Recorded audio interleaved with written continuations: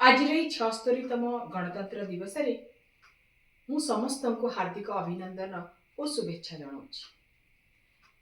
आज प्रासंगिकता यह ख्रीष्टपूर्व 300 चाणक्य द्वारा कहुवा गोटे कथार प्रासंगिकता आज भी अच्छी। दुष्ट लोक मानकर दुष्टता देश किंबा राज्य को जेतिकी क्षति करे नाही, साधु लोक मानकर निष्क्रियता देशर सेतिकी क्षति करे। निष्क्रियतार अर्थ है जे पर्यंत जनक उपरे बा ता परिवार उपरे विपद न पड़ी सेते पर्यंत से माने चुप रहिबा को भल पाती।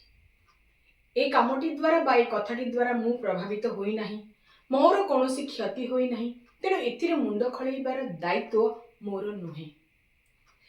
एपे मु छोट गपटे कहिबी। जड़े प्रोफेसर नुआ करी क्लास को आस्थिले आ से क्लास को प्रवेश करिबा मात्रे गोटे स्टूडेंट को बाहर कर देले। से स्टूडेंट भी निजे आश्चर्य होगला आ क्लास रे थिबा अन्य माने भी आश्चर्य होगले। तापर से पढ़ाइबा स्टार्ट करे। किछि समय पर से मैंने पिला मन को पचारले, तम माने मते केही पचारलनी मु से पिला को काहे की बाहर कर देली। आज मु सेया पाठ पढ़ाइबा को जाउची जे पर्यंत तमे माने निजको मु बाहर करी दोनी से पर्यंत तमे मते प्रश्न पचारिबा नाही, एहा तुम मानकर निष्क्रियता। तेणु देश किपरि आगो को जीव, गणतंत्र अधिकार आमे किपरि रखि परिबा, एटा आजिर प्रासंगिक। तेणु आमे समस्त मिसी जदि निष्क्रियता को दूर करि परिबा, तबे निश्चित भाବରେ देश अग्रगति पथरे आगे जीव।